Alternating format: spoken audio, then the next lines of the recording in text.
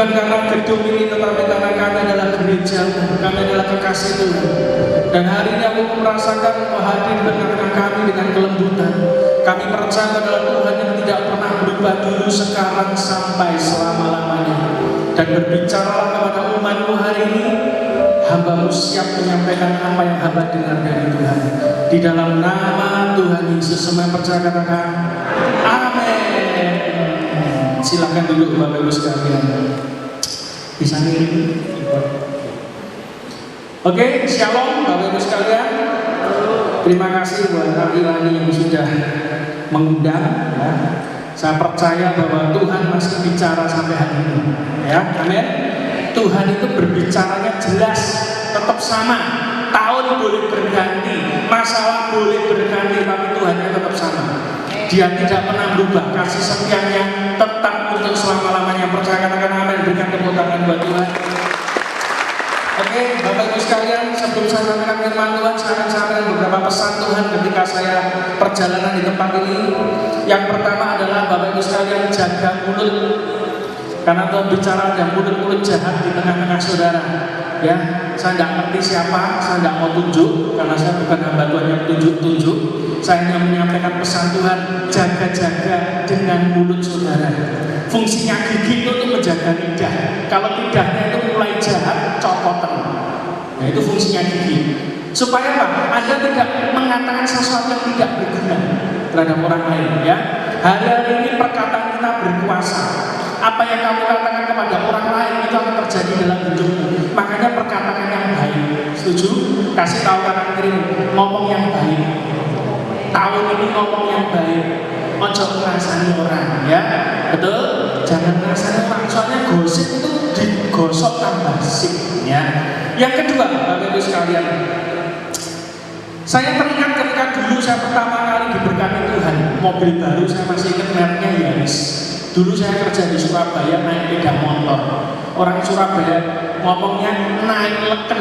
Nah, leken pernah ya? Sepeda motor itu loh, sepeda motor butut. Rumah saya itu di Juanda, tempat kerja saya di Perak. Tiap hari, tiap pagi, tiap malam saya wirawiri dari Juanda sampai Perak, keluar kota terus naik motor. Sampai wajah saya kalau di kantor tuh mesti raut. Ya. Kenapa? Hitam semua. Apalagi lewat PP macet, wah itu kendaraan asapnya sudah tidak karu-karuan, ya toh. Sampai suatu ketika saya berdoa sama Tuhan, Tuhan aku mau kasih mobil ke Tuhan, mosok naik motor terus, pelayani Tuhan, mosok naik motor terus, betul tidak? Ya toh, kasih tahu kanan kiri yang belum punya motor, belum punya mobil, minta mobil tahun ini. Duh, ini kan anugerah Tuhan. Kalau gedungmu jadi, mosok berkat tidak jadi. Duh, gak percaya, betul tidak? Amin. Tuhan ngomong. Kalau rumahnya jadi, nanti berkat kekayaan bangsa-bangsa itu akan datang ke rumah Tuhan. Makanya saudara sering-seringlah beribadah di rumah Tuhan. Nanti jangan-jangan emas dan perak dan kekayaan bangsa-bangsa numpuk di sini, Anda tidak kebagian kalau bolos ibadah. Lalu pada waktu saya masih ingat Tuhan bicara apa? Lah kamu mau minta mobil, kamu tidak bisa naik mobil. Saya ingat, iya gak bisa naik mobil. Hari itu saya sisihkan gaji saya langsung les naik mobil. Saya masih ingat. Kakak saya tanya mau apa? Belajar mobil, ngambil mobil, belajar mobil. Saya bilang Tuhan yang suruh. Kalau Tuhan yang suruh, kasih mobil. Dan ternyata betul, sekian bulan kemudian hal yang mengejutkan terjadi. Bosnya kakak saya dapat bonus besar karena dia menang satu proyek. Dan kakak saya ini yang ngurusin bagian keuangannya, termasuk bagian pajak. Saudara ngerti? Bos saya ngomong apa? Kamu tak kasih sekian ratus juta bonus. Kakak saya kaget, di apa? Saya bilang, ya itu jawaban kan, beli mobil. Dan akhirnya betul, hari itu saya beli mobil lewat kakak saya. Amin. Dia tahu 200 juta beli ya, ini lumayan kan. Dan puji Tuhan, karena belajarnya masih belum final, ya, coba-coba naik Yaris, spionnya pecah. Ya, tidak apa-apa, penting kan punya mobilnya, ya, masih garansi. Belajar, Petrus itu juga sama. Petrus itu tenggelam, tapi sekalipun Petrus tenggelam, dia adalah orang yang pernah berjalan di atas air. Yang percaya katakan amin. Daripada saudara cuma melongotok, betul nggak? Dan hari ini Tuhan juga bicara dengan beberapa orang. Beberapa di antara saudara kan doa kekurangan terus loh, kekurangan duit terus, kekurangan duit terus. Tak kasih tahu, Tuhan ingatkan saya, buka rekening. Jangan ditaruh di celengan duitnya. Tuhan ngomong, lah kamu nyimpen duitnya di celengan, aku berkati maksimal cuma 5 juta, atau celenganmu sudah penuh. Tapi kalau kamu buka rekening, maka berkat itu unlimited dalam hidup saudara. Percaya, katakan amin. Sudah punya rekening semua, belum harus punya. Kenapa? Jaga-jaga, nanti kalau ada berkat ratusan juta masuk ke rekening ini, kita kan tidak pernah tahu. Betul nggak? Yang penting siap-siap dulu. Hari-hari ini kita harus masa persiapan ya. Orang ngomong, duitnya belum ada, ngapain buka rekening? Jangan salah, Tuhan itu sedang nunggu di atas mencurahkan berkat kepada saudara, tapi wadahmu kecil, makanya kan berkatnya incrit, betul kan? Saudara sambat terus, kok kurang terus, kok setiap hari kok kurang terus, kok dipres terus ya? Tuhan ngomong, wadahmu kurang gede, imanmu juga kurang gede. Kasih tahu kanan kiri, imanmu juga cilik, jangan terlalu kecil. Amin. Kalau mau berkatnya mobil, belajar nyetir mobil dulu. Nggak bisa nyetir mobil, tentang mobil malah nabrak, betul nggak? Belajar dipersiapkan. Amin. Yang ketiga, Bapak Ibu sekalian, beberapa hari yang lalu saya diingatkan Tuhan. Saya biasanya kalau saya kan sekarang sudah khotbah kemana-mana, dan saya hari Selasa ada persekutuan, biasanya ada kendaraan untuk yang saya pakai itu untuk jemput jemaat. Karena sudah terlalu capek, akhirnya saya ini bayar orang untuk jemput jemaat yang sepuh-sepuh, yang tua-tua itu. Sampai suatu ketika saya ada di toko, Tuhan tegur saya, kamu sekarang kok sombong? Kok tidak mau jemput jemaat? Kaget saya. Kan sudah bayar supir, ya, sudah bayar supir. Aku kan melayani hamba Tuhannya kalau datang, ya, tak jagongi, alasannya begitu. Tapi sajane males. Tiba-tiba Tuhan ngomong, apa kamu pikir jemput jemaat itu nggak lebih mulia daripada kamu khotbah? Kaget saya. Iya, kadang kita ini kalau sudah pelayanan khotbah kemana-mana, wes koyo yo-yo, ngerti? Kayak bos. Kalau suruh melakukan pekerjaan yang dulu kita lakukan karena kelihatan rendah, kita nggak mau. Akhirnya saya putuskan, saya bilang sama bagian koordinator, mulai besok Selasa yang jemput jemaat saya lagi. Timbang di Senin itu kan, malah ramai banget, ya, betul tak? Iya, betul tak? Loh, kita kan belajar, kalau itu dipakai Tuhan jangan sombong, tetap lakukan perkara yang kecil. Makanya tadi yang tambur ini saya senang ya, masih noni-noni semuanya, masih noni, dan beberapa itu kan ngomong ada yang khotbah, tapi kok mau ya joget-joget gitu. Loh, bisa khotbah kok selesai joget-joget, kata Tuhan. Iya, itu namanya kerendahan hati. Amin. Kadang ada orang di gereja lain, bukan di Betani sini ya, tempat lain sini.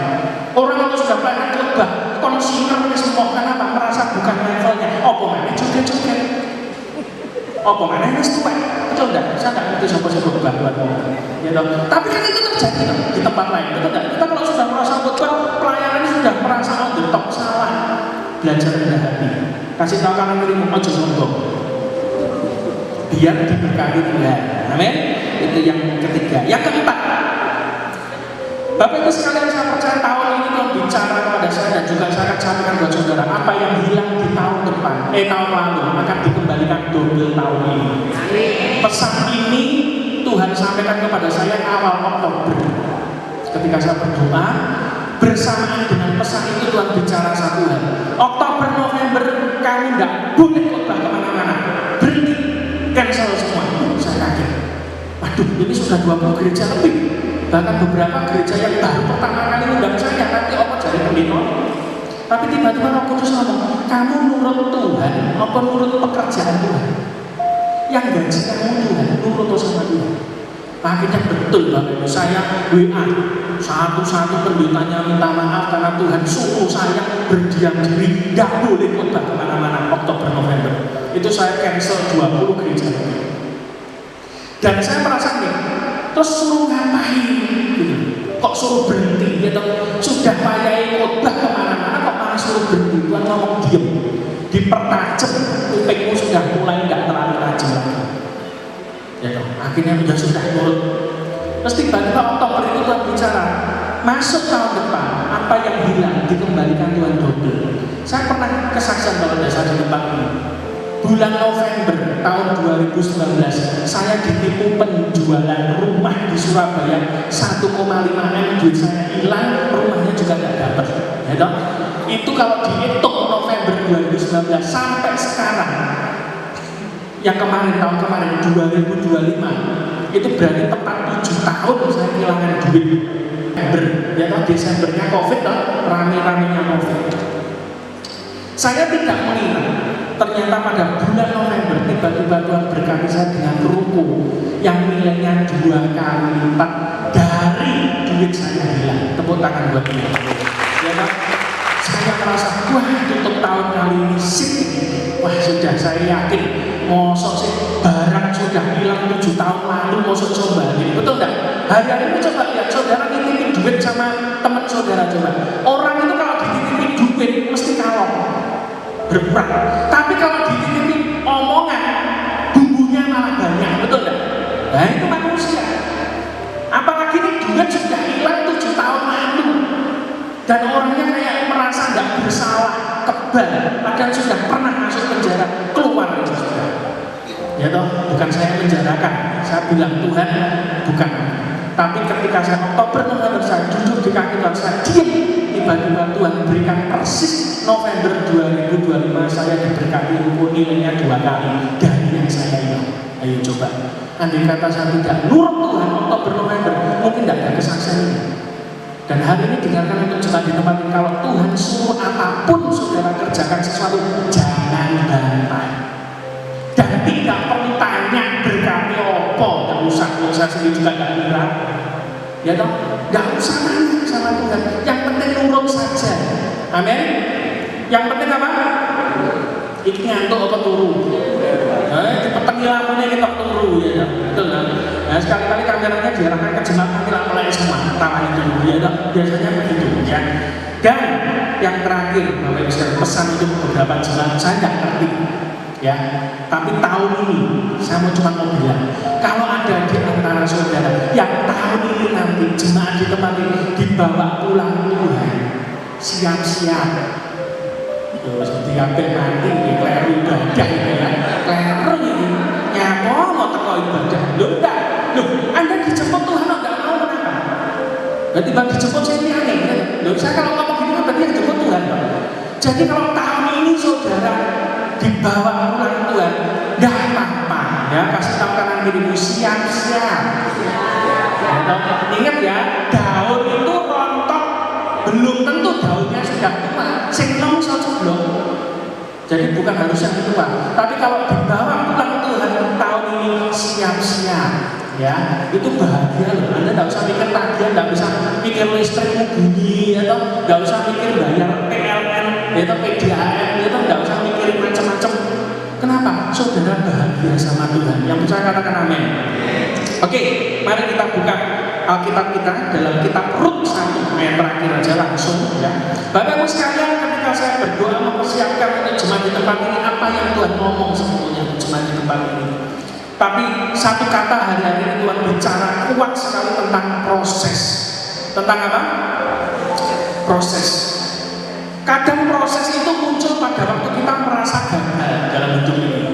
Saudara merasa gagal, bangun rumah tangga gagal, bangun bisnis gagal, didik anak gagal, pokoknya gagal terus.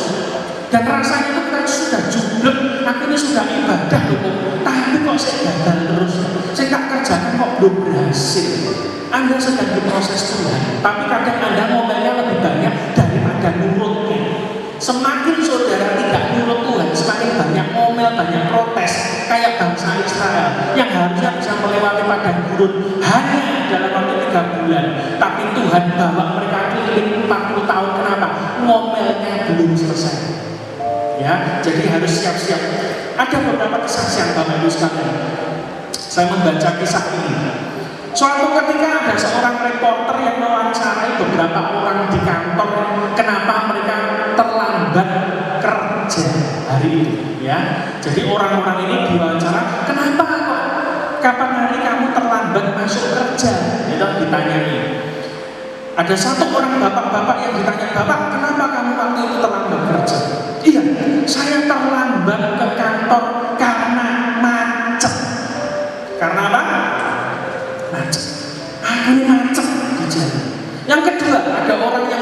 lagi ditanya oleh seorang reporter ini, kenapa Bapak terlambat kerja? Iya, aku terlambat kerja karena banyak bocor masalah lagi. Terus yang ketiga ditanya lagi, kenapa ibu kok kemarin kok terlambat ke kantor? Jawabannya Pak, anakku rewel di rumah. Ya toh, nggak bisa diem, nggak bisa ditinggal, itu menyebabkan aku terlambat kerja di kantor, masalah lagi. Terus yang keempat ditanya lagi, kenapa Bapak kok terlambat ke kantor? Iya, karena jam wakerku mati, biasanya hidup. Tapi kali ini baterainya habis, jamnya nggak nyala dan aku bangun kesiangan terlambat ke kantor. Lalu ditanya lagi yang lain lagi, ibu-ibu, kenapa ibu kok terlambat ke kantor hari itu? Iya, karena aku sedang berantem sama suamiku yang bencet no. Ya, kasih tahu kanan kirimu, suaminya yang dibawa katakan kamu nggak bencet no lagi. Ya, jangan diomong bencet no terus, nanti tambah gak mari-mari. Ya, atau suaminya itu diuyak gitu loh, disayang gitu ya, biar nggak bencet no ya. Terus ada lagi yang terakhir ditanya, loh kenapa ibu terlambat ke kantor? Iya, karena pada waktu aku bangun kesiangan, aku cepet-cepet, hakku patah dan aku jatuh dan aku terlambat ke kantor. Keenam ini adalah sebagian dari beberapa orang yang diwawancara oleh reporter televisi, kenapa mereka hari itu terlambat berangkat ke kantor kerja. Masalah enggak? Masalah. Ini masalah semua ini, terlambat kantor, potong gaji, Mas. Tetapi saudara tahu enggak? Orang-orang yang sebagian diwawancara oleh reporter ini, mereka adalah orang-orang yang terlambat ke kantor, tetapi mereka adalah orang-orang yang terselamatkan dari tragedi WTC Amerika 9/11. Kadang kita juga begitu punya masalah. Kita komplain sama Tuhan, punya masalah. Saya mau beritahu, jangan-jangan masalah yang ada dalam hidupmu itu bisa menyelamatkan kamu dari masalah yang jauh lebih besar. Mereka ini orang-orang yang selamat gara-gara apa? Terlambat ke kantor. Andai kata mereka datang tepat waktu sama seperti 3.000 rekan yang lain yang ada di gedung kembar WTC waktu itu, maka mereka pasti mati semua. Kadang kita mudah menghakimi Tuhan, kita protes sama Tuhan, komplain sama Tuhan, Pak, aku punya masalah, bojoku kok benceno, kawin puluhan tahun, saya pajak benceno, sudah nganggur benceno lagi, ya toh? Mungkin kita begitu, wah istriku cerewet, minta ampun, kita komplain, tapi kita tidak pernah tahu dan belajar apa rencana Tuhan dalam hidup kita. Kadang Tuhan berikan masalah dalam hidupmu, supaya saudara menemukan jawaban yang jauh lebih besar, lebih baik dalam hidupnya. Percaya katakan amin. Kita akan belajar hari ini tentang seorang perempuan yang dia punya masalah yang sangat berat. Tapi kita lihat nanti endingnya. Amin. Rut 1 ayat 1. Oke, kita buka ayat terakhir. Rut 1 ayat 1. Pada zaman para hakim pemerintah, ada kelaparan di tanah Israel. Lalu pergilah seorang dari Betlehem Yehuda beserta istrinya dan kedua anaknya laki-laki ke daerah Moab untuk menetap di sana sebagai seorang asing. Jadi satu keluarga ini ada ibu satu, bapak satu, dua anak cowok semua. Pergi meninggalkan Betlehem beserta istri dan kedua anaknya, semua rombongan satu keluarga ke daerah Moab sebagai orang asing. Kenapa? Karena terjadi kelaparan di Israel, di Betlehem. Bagi saya yang membaca kisah ini wajar seorang pria yang membawa keluarganya keluar dari satu tanah karena ada kelaparan hebat. Dia adalah kepala keluarga yang bertanggung jawab. Setuju tidak?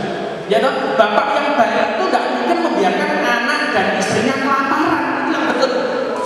Dalam hal ini ketika saya baca, betul ini orang ini. Dia membawa istri dan kedua anaknya keluar dari Betlehem. Tapi yang jadi masalah, dia perginya ke tempat yang salah. Namanya Moab. Kalau saudara baca di Alkitab, satu bangsa yang dikutuk Tuhan itu adalah Moab. Bangsa ini dibenci Tuhan. Bahkan ada satu firman yang mengatakan sampai 7 turunan pun, 10 turunan pun bangsa ini tidak boleh masuk ke rumah Allah. Bangsa Moab, bangsa yang ditolak Tuhan. Kenapa? Melarang Israel, menyerang Israel. Maka dari itu jangan sampai saudara melawan Tuhan. Bahaya. Nah, Bapak ini dia memutuskan untuk keluar dari Betlehem. Ayat 2, nama orang itu, nah ini namanya, ialah Elimelek, dan nama istrinya siapa? Naomi. Ada yang namanya Naomi? Tidak ada. Dan nama kedua anaknya adalah Mahlon dan Kilion. Semuanya orang-orang Efrata dari Betlehem Yehuda. Dan setelah sampai daerah Moab, dia mereka di sana. Orang kalau sudah pindah di luar kehendak Tuhan, nggak pernah tanya Tuhan.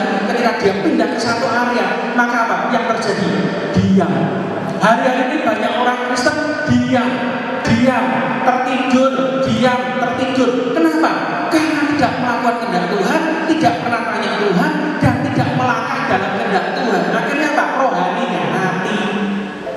Jangan sampai kekristenan saudara jadi kekristenan yang diem.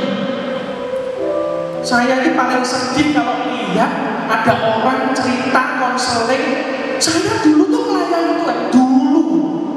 Oh dulu saya penginjilan kemana-mana, dulu. Sekarang, yaudah, terus di rumah ini ngopeni cucu.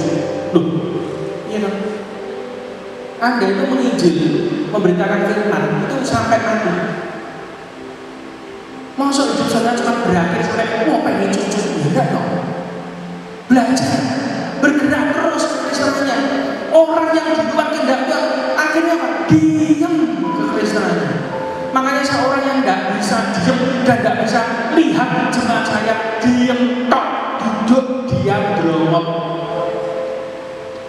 Kenapa? Harus melayani Tuhan semua. Yang percaya katakan amin. Di sini siapa yang belum melayani Tuhan? Angkat tangan. Oh, tidak berani ngaku. Saya nggak marah-marah nih, cuma ngomong. Ada yang belum melayani Tuhan? Oh banyak. Ya sudah, nggak usah angkat tangan, coba yang nggak melayani Tuhan. Oh kabeh. Belajar melayani Tuhan. Melayani Tuhan itu tidak tergantung usia. Amin. Tua muda semua bisa melayani Tuhan. Apapun yang kau kerjakan sama seperti untuk Tuhan. Ini ibadahnya sejati.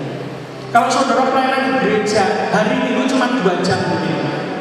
Tapi satu hari ada 24 jam. Hari Minggu 24 jam potong 2 jam. Berarti 22 jam Anda ada di luar gereja. Itu adalah mimbarmu yang sejati. Amin. 2 jam ada di gereja, Anda bisa melayani Tuhan. Tapi di luar masih tetap tidak melayani Tuhan. Perlakuan orang dengan baik, perlakuan istri dengan baik, perlakuan anak dengan baik, perlakuan suami dengan baik, perlakuan saudara dengan baik, segala macam. Customer dengan baik, masih tidak saudara melayani Tuhan. Jangan-jangan saudara jadi Kristen yang diam. Kata diam itu selalu tidak baik. Ayat 3. Ini yang terjadi. Orang yang keluar dari kehendak Tuhan, akibatnya selalu ada. Kemudian matilah Elimelek. Dari keluarga Naomi, ketika dia pindah di Moab dan diam, mati.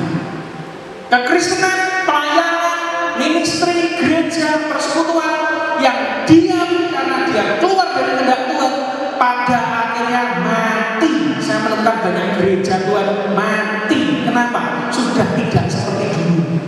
Dulu penginjilan ke desa-desa, dulu pelayanan ke desa-desa, dulu buka gereja, mospeni segala macam. Sekarang diam, sudah nyaman, akhirnya mati.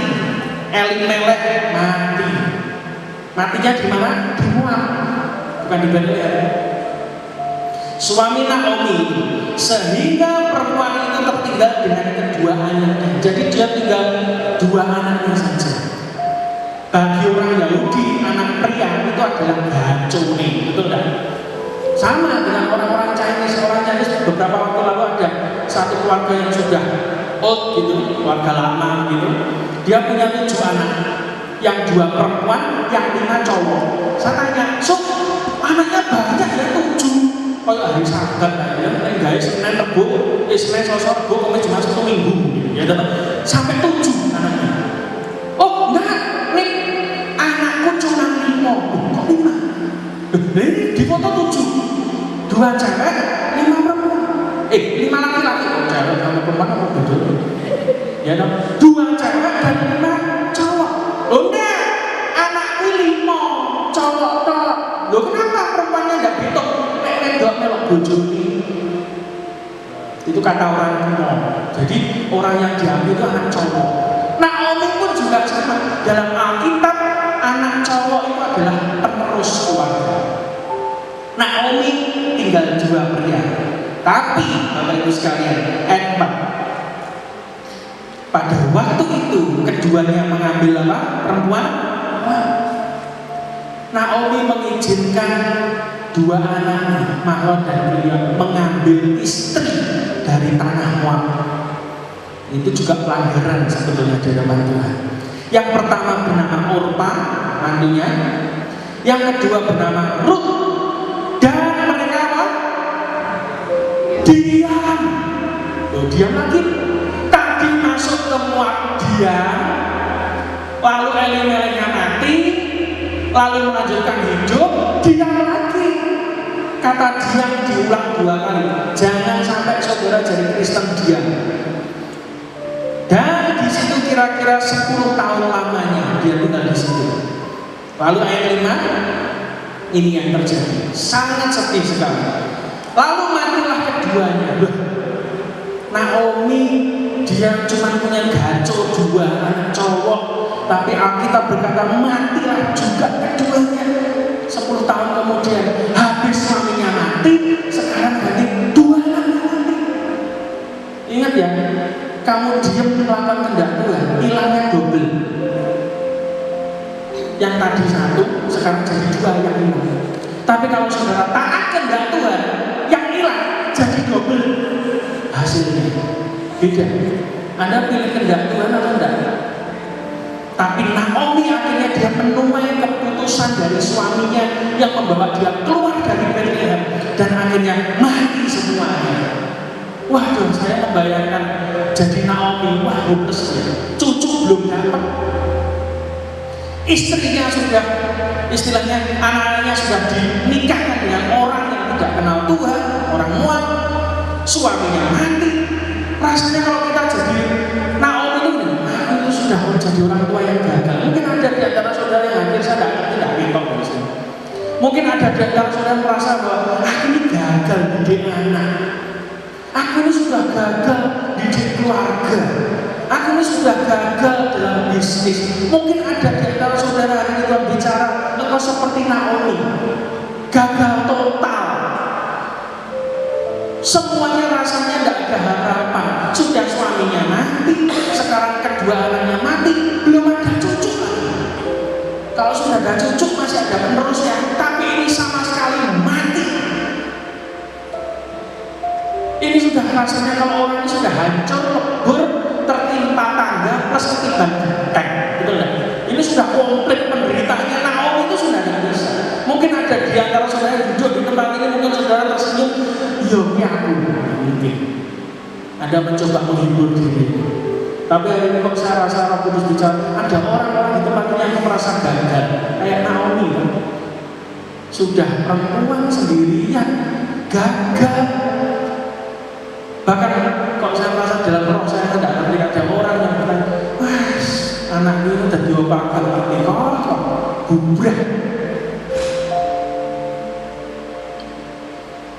Mungkin ada di antara saudara yang merasa proses Tuhan rasanya sudah terlalu berat dalam hidup. Saudara sudah berada pada titik terendah dalam hidup. Engkau merasa hancur, bahkan engkau sudah pada titik pahit. Coba kita loncat dulu, Rut 1 ayat 2. Ketika Rut dan akhirnya dia memutuskan untuk kembali ke Bethlehem, tapi ada satu menantunya yang ikut dengan dia. Naomi memutuskan ke Bethlehem. Ada satu menantunya namanya Rut yang mengambil keputusan untuk ikut kepada Naomi. Tuhan. Amin. Ada satu orang dari Moab. Orang berpikir Rut sudah hancur. Bahkan Rut sendiri merasa dirinya sudah hancur. Ayat 20. Rut 1 ayat 20. Ini yang dikatakan Rut ketika dia ketemu dengan apa? Tetangganya dulu waktu di Bethlehem.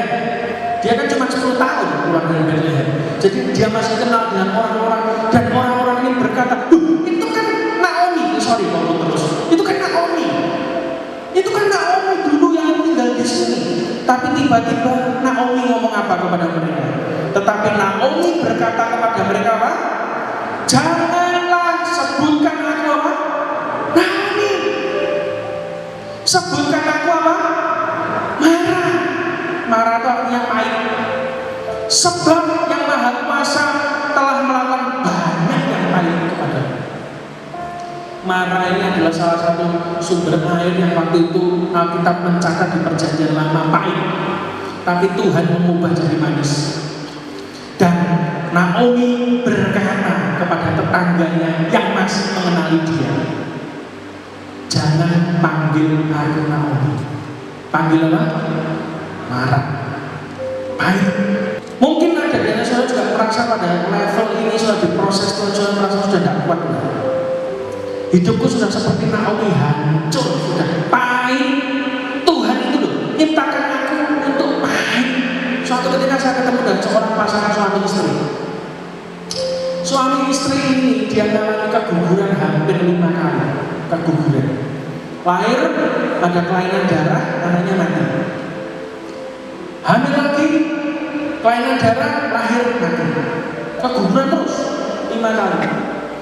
Sampai akhirnya dia datang pada Tuhan dan dia berkata, Tuhan, mosok saya perutku ini jadi kuburan. Perempuan masih muda, mosok saya perutku ini jadi kuburan, tempat ngubur bayi terus. Suaminya hancur, istrinya juga hancur. Apalagi biasanya kan mertua ikut-ikut. Hari kapan mentek ya pintek mentang-mentang gitu. Enak, tapi yang menteknya keguguran ini yang sakit hati masalahnya. Dia merasa sudah hancur, sudah habis. Perut itu loh Pak, sudah kayak kuburan.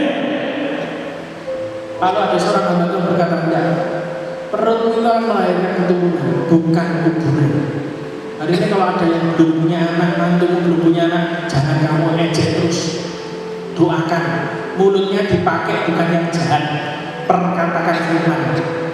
Ada di antara saudara nanti kalau ada mantunya belum meteng-meteng gitu, oh coba kesal terus. Ya toh, kadang dia tidak bisa meteng karena stres dan kelakuan mertuanya mungkin, bisa tidak tahu ya. Tapi belajar menerima, belajar bersyukur, belajar mengucapkan berkat. Dan tiba-tiba perempuan ini suatu ketika dia mempercayai Tuhan dan lahir perempuan. Dan waktu itu ada kelainan seperti biasa, dibawa ke Singapura, tapi tertolong dan akhirnya bayinya lahir. Dan problemnya yang kedua, ketika bayinya lahir asinya tidak keluar, tidak bisa. Dokter ngomong ini harus asi. Tapi tiba-tiba dia berdoa pada Tuhan, kok masalah lagi sih Tuhan? Anaknya sudah satu ini sudah akhirnya keluar, kok masih ada masalah lagi asinya tidak keluar? Dan dokternya ngomong ini harus pakai asi. Tiba-tiba ada di kamar sebelah ada seorang perempuan keturunan Yahudi yang juga melahirkan. Dia bisa mengeluarkan asi. Masalahnya asinya nggak berhenti. Bahasa Jermannya moncrot terus. Asinya keluar terus itu. Orang Yahudi. Wih, itu ditampung terus sama susternya. Itu sampai berbotol-botol ditaruh di freezernya rumah sakit. Dokternya ingat, sudah gini aja. Kalau asinya nggak keluar, tak ambilkan yang punyanya orang Yahudi sebelah. Jadi bayinya ini orang Indonesia, mobilnya susu dan madunya dari Israel.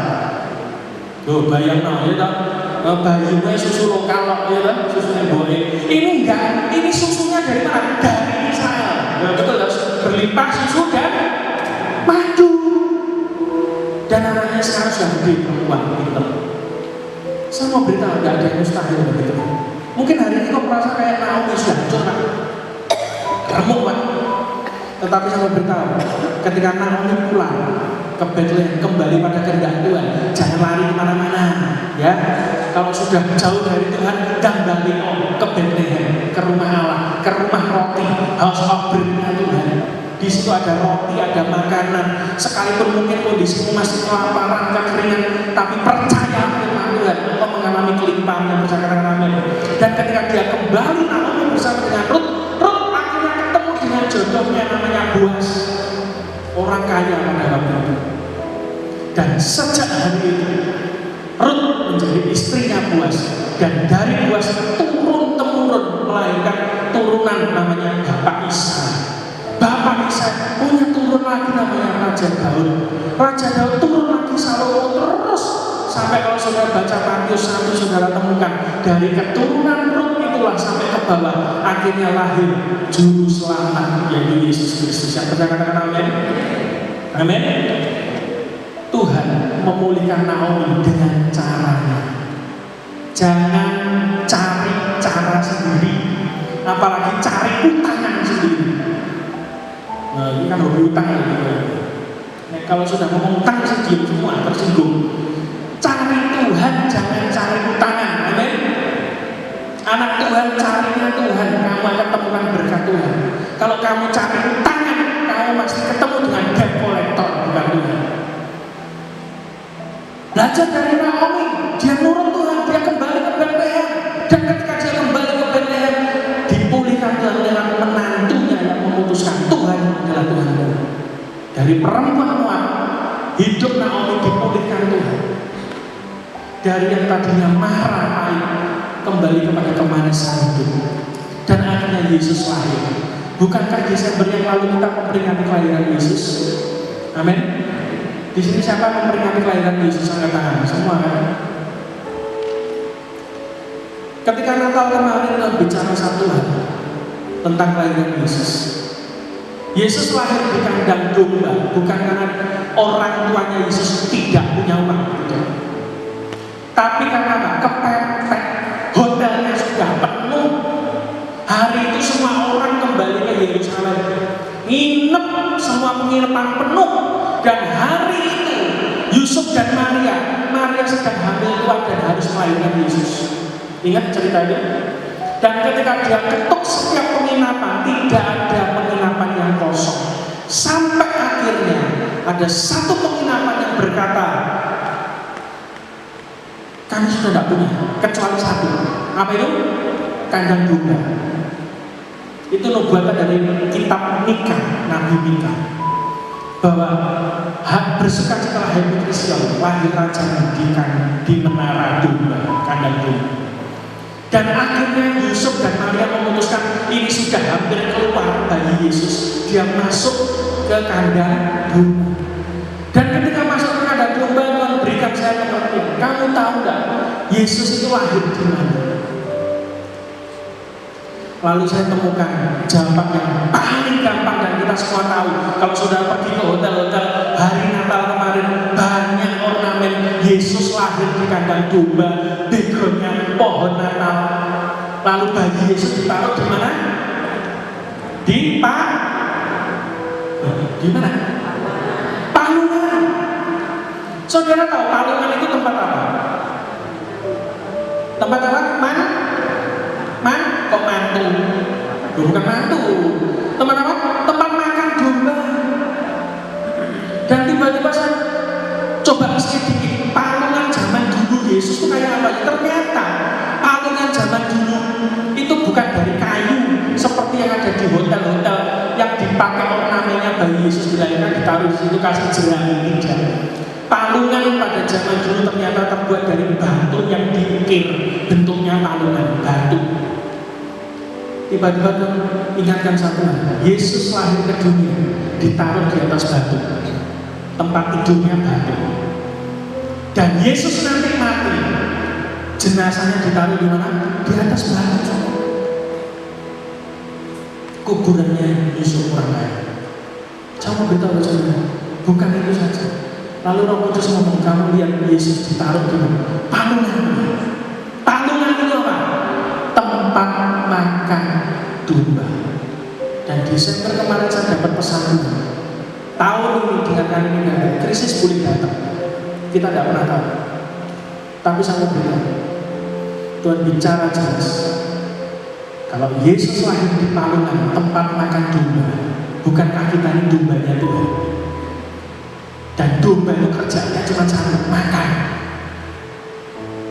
Tiba-tiba Tuhan ngomong, aku bertahta di atas tempat makan, dan sejak hari ini sampai tahun mendatang tidak akan kurang. Amin. Tepuk tangan buat Tuhan.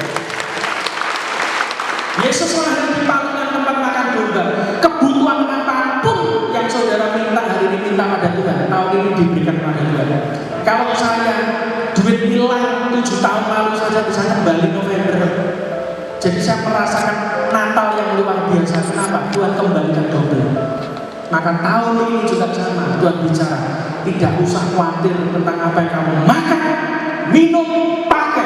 Itu semua dicari bangsa-bangsa tidak kenal Tuhan. Tapi buat kamu anak-anak Tuhan, aku beri kamu. Wih, tandanya apa? Ya, saya mau cerita tandanya itu. Ketika awal tahun akhir, saya diundang di Surabaya, GBI Alpha Omega. Ketika saya berangkat pagi, rencananya pagi saya harus masuk hotel karena sudah ada yang bookingkan hotel. Saya nginep karena ibadah 2 kali. Dari pagi saya masuk ke Surabaya jam 9 pagi sampai jam 10 malam. Itu saya digilir sama pengusaha, diajak makan sudah 5 kali. Dan maaf, saya sudah ke toilet 2 kali. Dan ini kata gue yang lembut, bener kan? Makan sate, makan apa. Waduh, sudah kenyang 2 kali. Gue tak ke toilet, saya tak tok nih sih. Iya, tak makan dulu. Terus saya balik makan lagi. Agak siang ke sore lagi diajak makan lagi. Itu tak hitung 5 kali saya makan. Terakhir di Pasar Atum, tempatnya Kartiko. Boleh harus tambah wis. Itu makanan penutup dimulok di sana ya wis. Ya toh, pulangnya itu tak buang lagi. Ya. Tapi Tuhan bicara, bukankah aku benar ngomong sama kamu? Itu masih Desember, awal tahun, mendekati awal tahun. Masuk tahun yang baru, kamu akan bukan lagi kekurangan makanan, tapi kamu kelimpahan makanan. Saya percaya hari ini dengarkan baik-baik, buat saudara, anak dan cucu saudara, yakinlah tahun ini tidak ada kekurangan. Tidak ada lagi saudara dengar cerita nggak bisa makan, nggak bisa nyekolahkan anak, tidak ada. Semuanya bisa, percaya katakan amin. Kalau Yesus lahir di Palungan, itu adalah jaminan Tuhan. Di tempat kamu makan saja, Yesus berkuasa. Apa yang kamu makan ada Yesus di situ. Dan kalau ada Yesus tidak mungkin ada kekurangan. Amin. Buktinya apa Pak? 5 roti 2 ikan. Andai kata hari itu tidak ada Yesus di situ, maka 5 roti 2 ikan cuma sekedar 5 roti 2 ikan di tangan anak kecil. Tetapi ketika ada Yesus di situ, berkuasa di situ, maka 5 roti 2 ikan terlalu banyak untuk memberi makan 5.000 pria, belum termasuk perempuan dan anak-anak. Hari ini apa yang dapat dampak rekeningku tinggal 5.000, tak kasih tahu 5.000 terlalu cukup bagi Tuhan. Yang penting saudara taat sama Tuhan, lakukan kehendak Tuhan, itu terlalu banyak bagi Tuhan. Kenapa? Perempuan janda disarpat saja, dia cuma bisa ngasih Nabi Elia segenggam tepung. Hari itu dia masak roti dan mati bareng dengan anaknya. Tapi ketika diserahkan kepada Tuhan, maka tepung itu bisa mencukupi kebutuhan Elia, janda, dan anak itu sampai masa kekeringan selesai selama 3 tahun. Terlalu cukup bagi Tuhan untuk bikin mujizat dengan apa yang kamu punya. Jangan kamu pikir kamu sudah tidak punya apa-apa. Tidak, kamu punya hidup. Kamu berharga dari apa yang kamu punya. Jangan nilai hidupmu dari apa yang kamu punya. Tapi kamu sendiri itu adalah hartanya Tuhan. Yang percaya katakan amin. Hari ini saya berdoa Anda tidak ada yang putus asa di tengah-tengah kita. Yang percaya katakan amin. Dan yang terakhir, ini pesan Tuhan buat saudara. Kita buka ayat terakhir, Maliaki 3 ayat 3, bukan perpuluhan, tenang aja ya. Kalau sudah dengar Maliaki 3 duit mendak, bukan tentang duit, tapi ini tentang perak ya, lebih teman-teman ya. Maliaki 3 ayat 3 ya. Terakhir, Tuhan akan duduk seperti orang yang memurnikan dan mentahirkan perak. Itu aja. Saya mikir Tuhan, apa ya? Ayat ini ketika saya temukan tidak sengaja, itu roh saya itu bisa gelisah. Apa ya Tuhan ya? Kok iya seperti orang yang duduk memurnikan dan mentahirkan perak.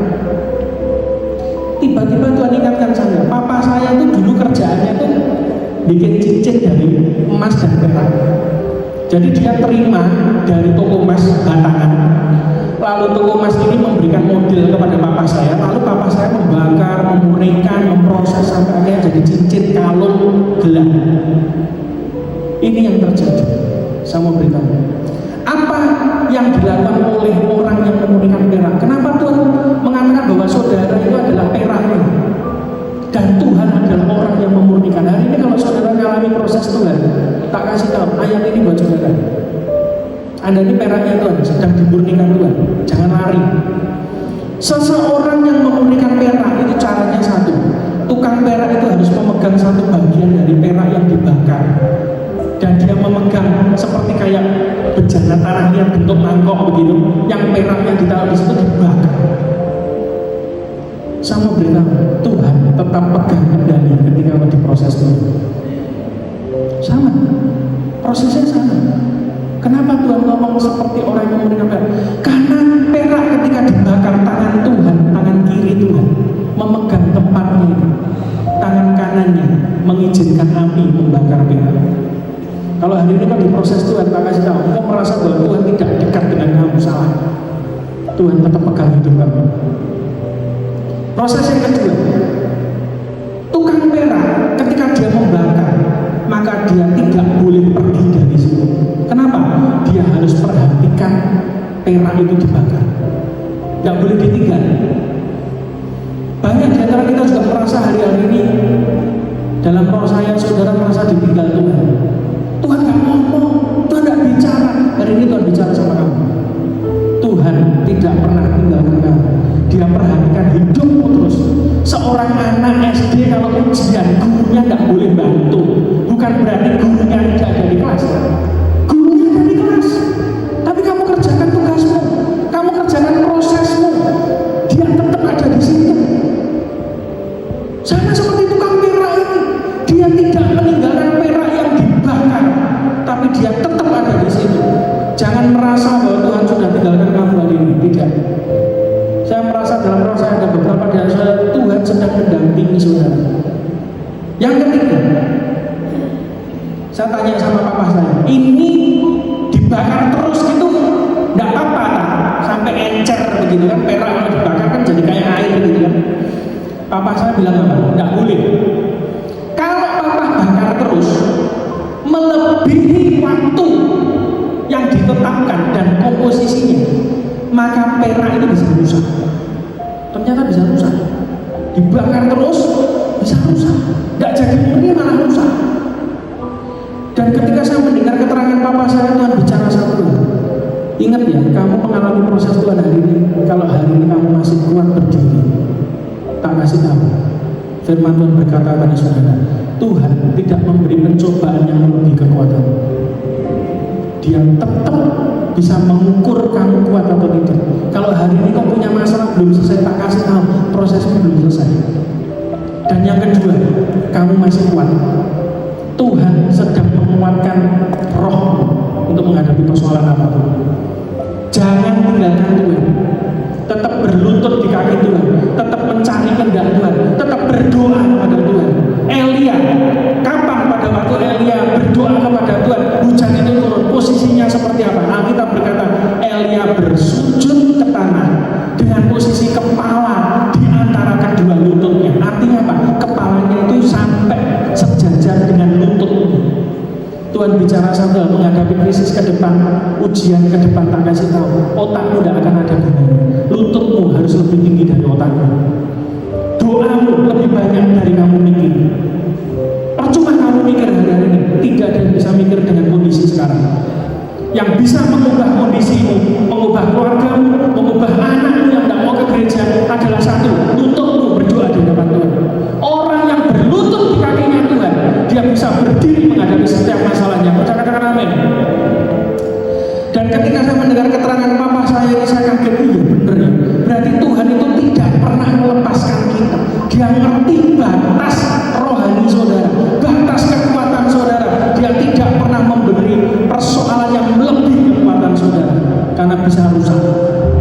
Betapa Tuhan sayang sama saudara. Lalu yang terakhir, tahap akhir, setelah perak itu murni, proses itu selesai. Saya tanya, kapan papa tahu bahwa perak yang dibakar itu sudah selesai prosesnya? Kapan? Gampang. Pada waktu papa bisa lihat pantulan wajah papa di perak itu, prosesnya selesai. Wih, kaget. Tuhan Tak kasih tahu, hari ini kalau kau diproses Tuhan dan kelihatan prosesnya belum selesai, berarti kau belum memantulkan wajah Tuhan dalam hidupmu. Sampai kau berkata, Tuhan itu milikmu satu-satunya. Sampai kau tidak bisa mengandalkan orang kuat, engkau tidak bisa mengandalkan keluargamu yang kaya, tidak bisa tolong kamu, engkau tidak bisa mengandalkan pendetamu juga tidak bisa tolong kamu karena terbatas. Kamu tidak bisa mengandalkan orang yang punya jabatan untuk tolong kamu dari masalahmu. Di saat kamu sudah putus asa, hopeless, kamu berserah, dan saat itu kamu mengaku dengan mulutmu, hanya Tuhan yang bisa. Di saat itulah perak itu memantulkan wajah orang yang memprosesnya. Perak itu baru dikatakan selesai, murni, ketika apa? Wajah yang membakar itu terpancar dari perak. Hari ini, sudahkah wajah Yesus terpancar dalam hidup saudara?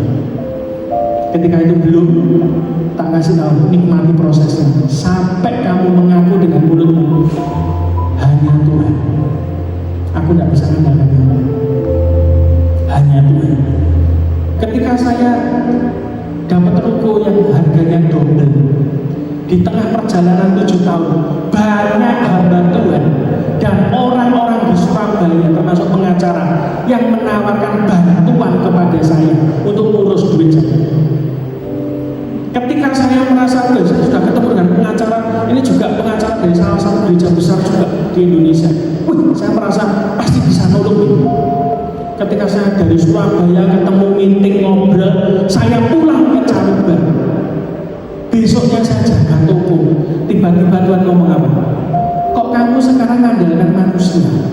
Ada janji. Iya. Janjinya ke Tuhan. Kenapa kok ketika ada tanda kutip orang yang berusaha nolong, itu kok merasa kita nih, wah pasti bisa ketolong. Hati kita tidak lagi sama Tuhan. Hati kita pada siapa? Orang yang menolong kita. Dan hari itu saya ngerti Tuhan marah. Saya telepon orang yang monolog saya bilang, Cik, nggak jadi. Tuhan tidak senang. Beneran tak? Ini bisa loh, kalau diurus bisa loh. Ini duitmu bisa balik, lumayan. Nggak mungkin hilang semua. Ya maksudnya ya hilang sih sebagian. Tapi kan minimal kamu bisa balik. Ya minimal 750 balik lah. Separuh. Enggak. Tuhan ngomong, kok kamu mengandalkan manusia? Dan itu lahir dari keputusan saya ngerti saya diproses Tuhan. Harus sampai wajah Yesus itu muncul di hidup saya. Percuma saya jadi gembalanya persekutuan, doa ngajari ngandalkan Tuhan. Ayo berdoa, ngandalkan Tuhan, cinta Tuhan. Gembalanya sendiri malah ngandalkan manusia. Bener? Saya tidak mau. Saya memutuskan tidak. Sorry, yang salah bukan kamu, saya. Sikap hati saya salah. Dan ketika telepon saya tutup, damai sejahtera Tuhan. Dan akhirnya November saya dapat kembali 2 kali. Saya mau beritahu prosesmu akan selesai pada waktu wajah Kristus terpancar dalam hidupmu. Tutup Alkitab kita. Hari ini Bapak Ibu sekalian, saudara yang hadir, saya percaya ini adalah jawaban buat setiap persoalan Anda.